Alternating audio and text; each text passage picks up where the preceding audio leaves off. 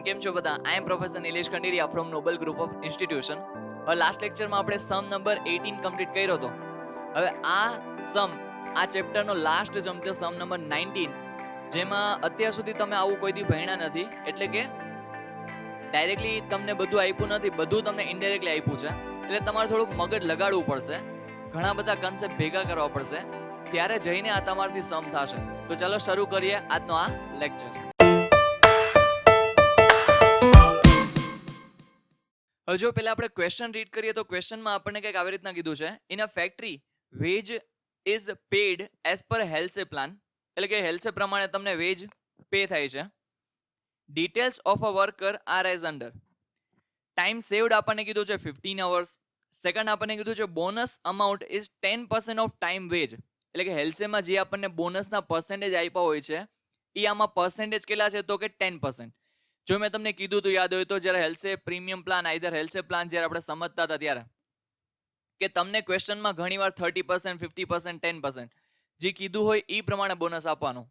કાંઈ ન કીધું હોય તો આઈડિયલ છે 50%, પણ કીધું હોય 10% તો આપણે 10% આપશો, આપણને શું વાંધો છે. આગળ વધીએ તો material consumed per unit ₹175. Then after છે factory overhead are 20% of prime cost. અહીંથી જો ચાલુ થયું, જો factory overheads are 20% of prime cost. અને ફિફ્થ તમને કીધું છે ફેક્ટરી કોસ્ટ કીધું છે ₹606. Find out standard time given to complete a job, એટલે કે ટાઈમ અલાઉડ અલ્ટિમેટલી આપણને પૂછ્યું છે. સ્ટાન્ડર્ડ ટાઈમ આઈધર તમે ટાઈમ અલાઉડ જી બોલો એક જ છે. તો ચાલો હવે કેલ્ક્યુલેટ કરી લઈએ. હવે જો આ ક્વેશ્ચનમાં નવું શું છે તો કે અહીંયા તમને જો ખાલી તમને શું આપ્યું છે તો કે ટાઈમ સેવડ તમને કીધો છે અને મટીરિયલ કન્ઝ્યુમ ને બીજું બધું અલગ અલગ કીધું છે. ખાલી તમને એટલી જ વસ્તુ કીધી છે કે ટાઈમ સેવડ આટલા અવર્સ છે. એના સિવાયની તમને ખાલી ડિટેલ કોની આપી છે તો કે ફેક્ટરી કોસ્ટની ડિટેલ આપી છે. એટલે કે ડાયરેક્ટલી તમને લેબરની કંઈ ડિટેલ આપી જ નથી. લેબરની ખાલી તમને ડિટેલ આપી છે. એક તો હેલ્સે પ્લાન છે, પછી તમારે બોનસ આપવાનું છે 10% ઓફ ટાઈમ વેજ, અને ધેન આફ્ટર આપણને કીધું છે કે હેલ્સે પ્લાન આપણે ફોલો કરીએ છીએ. બસ આટલી જ ખાલી તમને લેબરની ઇન્ફોર્મેશન આપી છે. બાકી બધી તમને કેની આપી છે તો કે ફેક્ટરી પછી મટીરિયલની ઇન્ફોર્મેશન તમને આપી છે.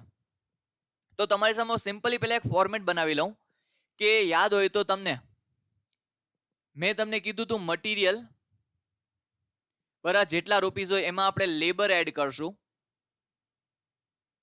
જો તમને ડાયરેક્ટ ફેક્ટરી ઓવરહેડ કીધા હોય તો એ ઠીક છે, બાકી આના ઉપરથી શું બની જશે, આ બેનો ટોટલ કરશો તો પ્રાઇમ કોસ્ટ તમને મળી જશે. એટલે મટીરિયલ પ્લસ લેબર તમે કરશો એટલે કે અહીંયા આપણે જોઈએ તો વેજીસ લેબર વર્ડ યુઝ કરો કાં તો તમે વર્ડ યુઝ કરો વેજીસ. આ બેનો તમે ટોટલ કરો તો તમને શું મળે તો કે prime cost.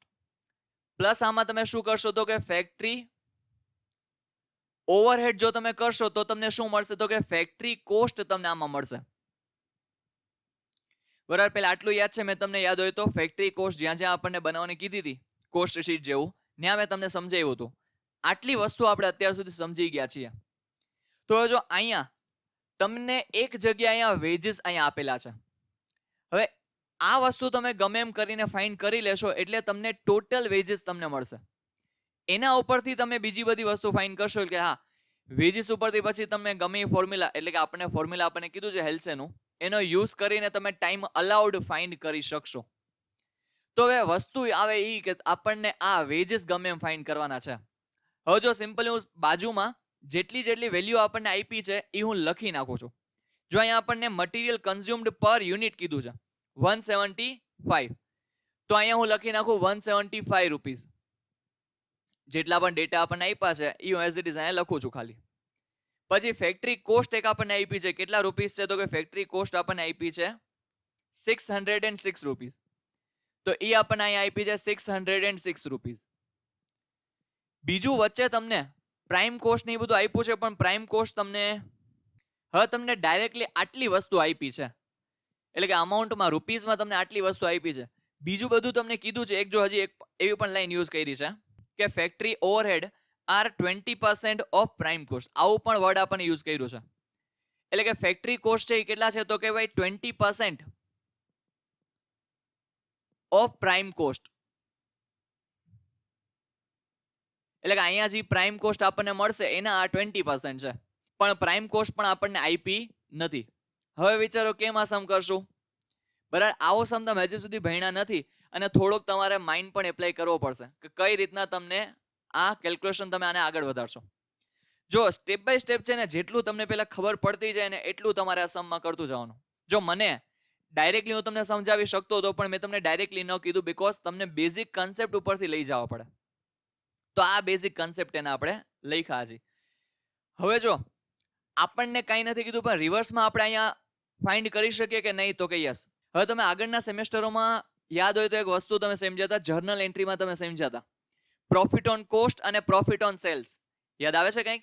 Profit on cost અને પ્રોફિટ ઓન સેલ્સ એટલે કે જો સિમ્પલી તમને યાદ કરાવું કે ભાઈ પ્રોફિટ ઓન કોસ્ટ જો 25% હોય તો પ્રોફિટ ઓન સેલ્સ કેટલા હોય, તો કે 20%. પ્રોફિટ ઓન કોસ્ટ જો 1/3 એટલે કે 33% હોય તો પ્રોફિટ ઓન સેલ્સ કેટલા થાય, તો કે 25%.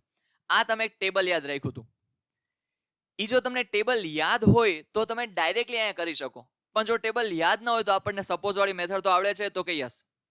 હવે જો અહીંયા સિમ્પલી હું આને એઝ્યુમ કરું છું, જો આ બધું રફ વર્ક જ છે તમને સમજાય એના માટે. હવે જો હું પ્રાઇમ કોસ્ટ છે એને હું જો 100 રૂપીઝ એઝ્યુમ કરું, કેટલા રૂપીઝ એઝ્યુમ કરવાના છે મારે? 100 રૂપીઝ. તો factory overhead 20% of prime cost છે, તો કે યસ. તો અહીંયા 100 રૂપીઝના 20% કેટલા થશે, તો કે 20 રૂપીઝ.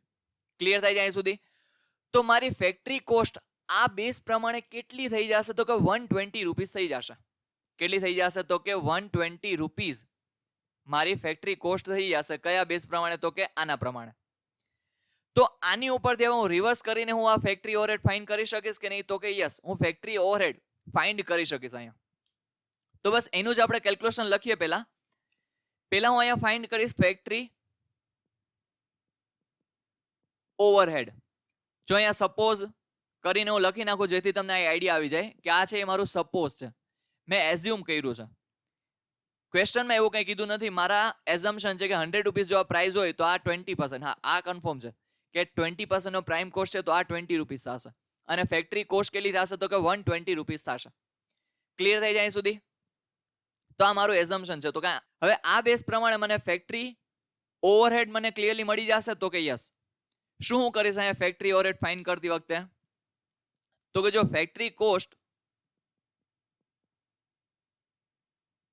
એની કમ્પેરિઝનમાં હું શું કરીશ, તો કે એની કમ્પેરિઝનમાં હું ફેક્ટરી ઓવરહેડ મારે ફાઇન્ડ કરવું છે.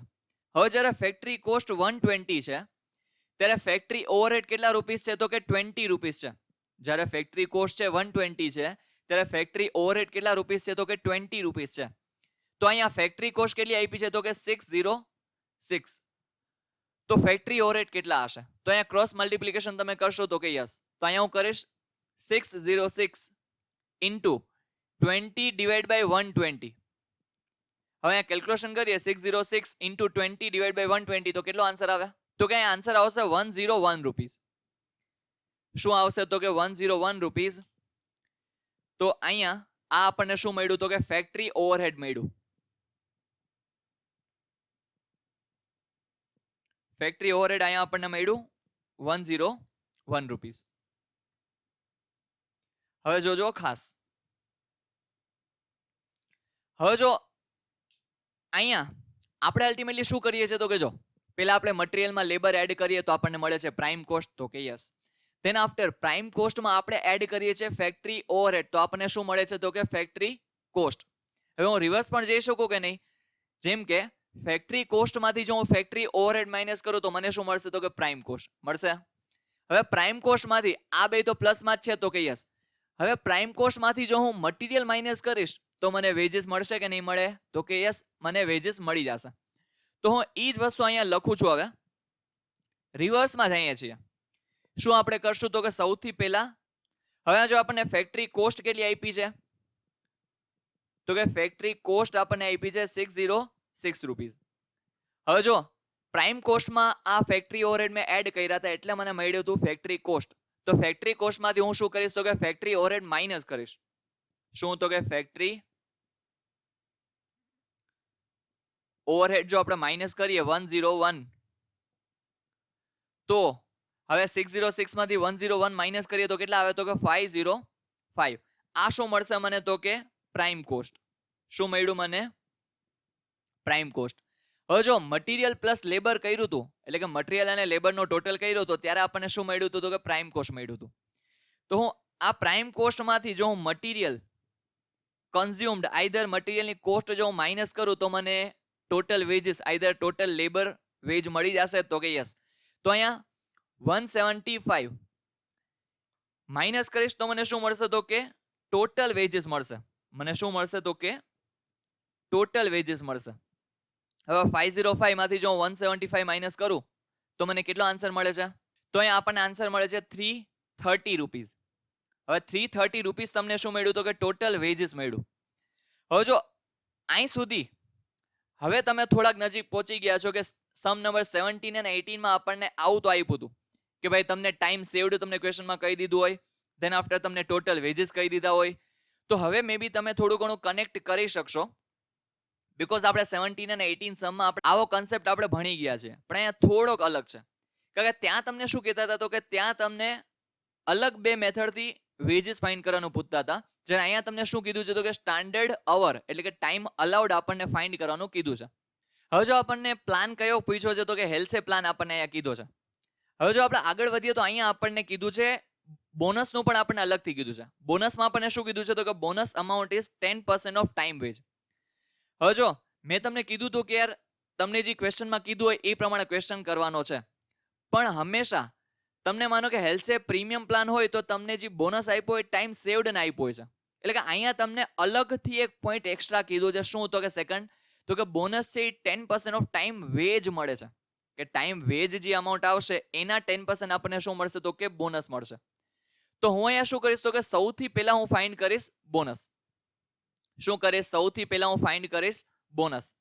અથવા ટાઈમ વેજ કરવું હોય તો આપણને કોઈ વાંધો નથી. અલ્ટિમેટલી બે માંથી ગમે તમે એક વસ્તુ અહીંયા ફાઇન્ડ કરશો. તો અહીંયા હું પાછું એઝ્યુમ કરીશ.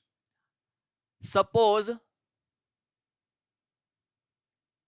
Time veg is ₹100. શું છે? ટાઈમ વેજ જો 100 રૂપીસ હોય તો અહીંયા બોનસ એના કેટલા પરસેન્ટ આપણને કીધું છે? તો કે 10% કીધું છે. તો અહીંયા 100 રૂપીસ જો બોનસ મળતું હોય તો 100 રૂપીસના 10% કેટલા થાય? તો કે 10 રૂપીસ. તો કે યસ.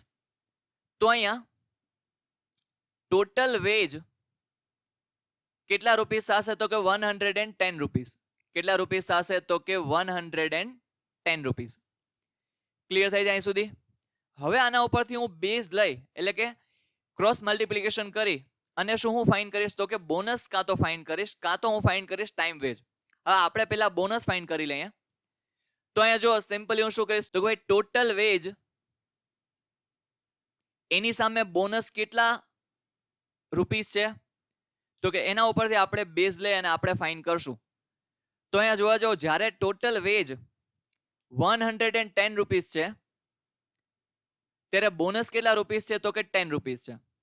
તો અહીંયા આપણને ટોટલ વેજ કેટલું મળે છે? તો કે 330 રૂપીસ. તો અહીંયા 330 રૂપીસ એ કેટલી અમાઉન્ટ આવશે? તો કે અહીંયા ક્રોસ મલ્ટિપ્લિકેશન કરીએ તો 330 ઇન્ટુ 10 ડિવાઈડ બાય 110. હવે જો અહીંયા મલ્ટિપ્લિકેશન કરશો તો 330 ઇન્ટુ 10 ડિવાઈડ બાય 110. તો કેટલા રૂપીસ તમને બોનસ આવશે? તો કે 30 રૂપીસ બોનસ આવશે. કેટલા રૂપીસ બોનસ આવશે? તો કે 30 રૂપીસ આપણને અમાઉન્ટ મળે છે બોનસની. હવે અહીંયા પણ આપણો સમ કમ્પ્લીટ નથી હો હજી. હવે આપણે હેલ્સે પ્લાનને ધ્યાનમાં લેશું. હેલ્સે પ્લાનનું ફોર્મ્યુલા શું છે તમને યાદ હોય તો? તો કે ટાઈમ વેજ પ્લસ બોનસ, આ બેઝિક ફોર્મ્યુલા છે. હવે એમાં બોનસનું ફોર્મ્યુલા શું છે? કાંઈ ન કીધું હોય ત્યારે હેલ્સેનું ફોર્મ્યુલા બોનસનું શું થાય? તો કે 50% ઓફ ટાઈમ સેવડ. શું થાય? 50% ઓફ ટાઈમ સેવડ. તો હવે ઈ બેઝ લઈ અને આપણે આગળ વધશો ને એના આધારે આપણે ટાઈમ અલાઉડ અહીંયા આપણે ફાઇન્ડ કરશું. તો આપણે અહીંયા ફાઇન્ડ કરીએ રેટ પર અવર આપણને કેટલા રૂપીસ મળશે. તો જો અહીંયા આપણને એક હિન્ટ તો મળ્યું કે ભાઈ અલ્ટિમેટલી આપણને બોનસ કેટલા મળે છે? તો કે 30 રૂપીસ આપણને ટોટલ બોનસ મળે છે. અને આપણને ટાઈમ સેવડ કીધો છે. શું કીધો છે? ટાઈમ સેવડ કીધો છે. જો એના બેઝ માટે આપણે ખાલી એક વસ્તુ લખીએ કે ભાઈ હેલ્સેનું ફોર્મ્યુલા શું? તો કે હેલ્સે પ્લાનનું ફોર્મ્યુલા થાય આ આપણે અન્ડરસ્ટેન્ડિંગ માટે લખીએ તો કે ભાઈ ટાઈમ વેજ પ્લસ બોનસ. શું થાય? તો કે ટાઈમ વેજ પ્લસ બોનસ. હવે ટાઈમ વેજનું ફોર્મ્યુલા શું થાય પાછું? તો કે time taken into time rate plus બોનસનો ફોર્મ્યુલા શું થાય તો કે 50% of time saved into time rate. આટલું ક્લિયર થાય છે. હવે જો અહીંયા બોનસના અલ્ટિમેટલી બોનસનો ફોર્મ્યુલા શું થઈ ગયું હેલ્સેમાં તો કે 50% into time saved into time rate. આટલું ક્લિયર થાય છે. હવે માનો કે હું બોનસનો ફોર્મ્યુલા છે ને અલગથી અહીંયા લખું કે ભાઈ બોનસ ઇઝ ઇક્વલ ટુ 50%. હવે ટાઈમ સેવ્ડ મને કેટલું કીધું છે તો કે ટાઈમ સેવ્ડ મને ક્વેશ્ચનમાં કીધું છે 50 ઇન્ટુ ટાઈમ રેટ. આટલું ક્લિયર થાય છે. તો હવે અહીંયા હું ફાઇન્ડ કરીશ અહીંયા બોનસ મને કેટલા રૂપીસ મળ્યું તો કે 30 rupees is equal to 50% into 15 into time rate. આટલી વસ્તુ ક્લિયર થઈ છે. હવે હું શું કરીશ તો કે અહીંયા 50% જે મલ્ટિપ્લિકેશનમાં છે ઇક્વલ્સ ને આ સાઈડ લઈ લઉં તો ડિવિઝનમાં આવી જશે તો કે યસ. તો હવે 50% નો આમ પણ લખી શકું ડિવાઈડ બાય 50% લખો તો 50 ઇન્ટુ 100 આમ લખી શકીએ તો કે યસ. તો અહીંયા 15 ઇન્ટુ ટાઈમ રેટ. તો આવી રીતના કંઈક સ્ટેપ બનશે. હવે હું શું કરીશ તો કે આગળ હવે 0 કેન્સલ કરી નાખીશ તો કે 300. હવે આને પણ હું શું કરી લઉં તો કે આ સાઈડ લઈ લઉં 15 છે ઇક્વલ્સ ને આ સાઈડ મલ્ટિપ્લિકેશનમાં છે ઇક્વલ્સ ને આ સાઈડ લઈ લે તો કેમાં આવી જશે તો કે ડિવિઝનમાં આવી જશે. તો અહીંયા 3 ઇન્ટુ 100 ડિવાઈડ બાય 5 ઇન્ટુ 15. હવે અહીંયા ટાઈમ રેટ. હવે જો સિમ્પલી 3 ઇન્ટુ હવે સિમ્પલી અહીંયા મલ્ટિપ્લિકેશન કરી લે અહીંયા તમને સમજે એટલા માટે કે ભાઈ 3 ઇન્ટુ 100 એટલે કેટલા થશે તો કે 300 ડિવાઈડ બાય 5 ઇન્ટુ 15 કેટલા થશે તો કે 75. હવે અહીંયા જો કેલ્ક્યુલેશન કરીએ તો time rate is equal to મને શું મળશે તો કે 300 ડિવાઈડ બાય જો 75 કરીએ તો કેટલા રૂપીસ મળે તો કે 4 રૂપીસ મને આન્સર મળે. તો આપણું વેજ રેટ પર અવર કેટલું છે તો કે 4 રૂપીસ. કેટલું મને મળે છે 4 રૂપીસ. આ આપણને અહીંયા મળ્યું. હવે આની ઉપરથી આપણને શું મળશે તો કે ટાઈમ અલાઉડ આપણને અહીંયા મળી જશે. હવે જો અહીંયા સુધી વસ્તુ ક્લિયર થઈ છે. હવે જો અહીંયા આપણને શું મળ્યું તો કે ટાઈમ રેટ મળ્યું. હવે ટાઈમ રેટ ઉપરથી તમે ટાઈમ ટેકન ફાઇન્ડ કરી શકશો તો કે યસ. કેવી રીતના મળશે તો કે જો અહીંયા કેલ્ક્યુલેશન કરીએ તો સિમ્પલી અહીંયા લખું છું ડાયરેક્ટ કે ભાઈ ટાઈમ વેજ નું ફોર્મ્યુલા શું થાય તો કે time taken into time rate. હવે ટાઈમ વેજ બરાબર આપણને કેટલું મળશે તો કે જો 330 ટોટલ વેજ મળે છે તો કે યસ. એમાંથી 30 રૂપીસ તમે બોનસના માઇનસ કરો તો ટાઈમ વેજ તમને કેટલું મળી જાય અહીંયા તો કે 300 રૂપીસ અહીંયા આપણને મળી જાય. તો અહીંયા ટાઈમ ટેકન આપણે એમને લખી નાખીએ. રેટ પર અવર કેટલો મળ્યો તો કે 4. તો અહીંયા ટાઈમ ટેકન કેટલો મળશે તો કે 300 ડિવાઈડ બાય જો તમે 4 કરો કારણ કે અહીંયા મલ્ટિપ્લિકેશનમાં છે ઇક્વલ્સ ને આ સાઈડ લઈ આવો તો કેમાં આવી જાય તો કે ડિવિઝનમાં આવી જશે. તો 300 ડિવાઈડ બાય તમે 4 કરો તો કેટલા આવે તો કે 75 અવર્સ. કેટલા આવે તો કે 75 અવર્સ. તો અહીંયા આપણને ટાઈમ ટેકન મળ્યું. હવે લાસ્ટ એન્ડ ફાઇનલ આપણને શું મળી જશે આના ઉપરથી તો કે આના ઉપરથી આપણને ફાઇનલી મળશે શું તો કે ટાઈમ અલાઉડ. હવે ટાઈમ અલાઉડ નો ફોર્મ્યુલા શું થાય મારી પાસે બહુ જગ્યા નથી એટલે હું શોર્ટમાં લખું છું. Time allowed is equal to time taken plus time saved. હવે ટાઈમ ટેકન આપણને કેટલો મળ્યો તો કે 75 અવર્સ પ્લસ ટાઈમ સેવ્ડ આપણને કેટલો ક્વેશ્ચનમાં આપ્યો છે તો કે 15 અવર્સ તો કે યસ. હવે 75 પ્લસ 15 કરો તો કેટલા આવે તો કે 90 અવર્સ. કેટલા આવે તો કે 90 અવર્સ. આ આપણને અલ્ટિમેટલી પૂછ્યું છે તો અહીંયા આપણો સમ થઈ ગયો કમ્પ્લીટ. ટાઈમ અલાઉડ આપણને મળ્યું 90 અવર્સ. બરાબર જોયું. આવો સમ આપણે અત્યાર સુધી કર્યો નથી એટલે જો ન સમજાવે તો વારંવાર રિપીટ કરીને જોજો અને પછી પણ જો ન સમજાય તો પાછો મને કોન્ટેક્ટ કરજો. બરાબર. સર જો અહીંયા તમને કાંઈ પણ ક્વેરી લાગતી હોય તો નીચે તમે કમેન્ટ કરી શકો છો. આઈધર તમે પાછો રિપીટ કરીને પણ લેક્ચર જોઈ શકો છો. સર ચલો જો વિડીયો તમને છેલ્લે ગમ્યો હોય તો વિડીયોને લાઈક કરજો, તમારા ફ્રેન્ડ સાથે શેર કરજો અને જો ચેનલ પર નવા હોય તો ચેનલને સબસ્ક્રાઇબ કરજો. મળીએ નવા વિડીયોમાં નવા સમ સાથે. Till then take care. Bye bye.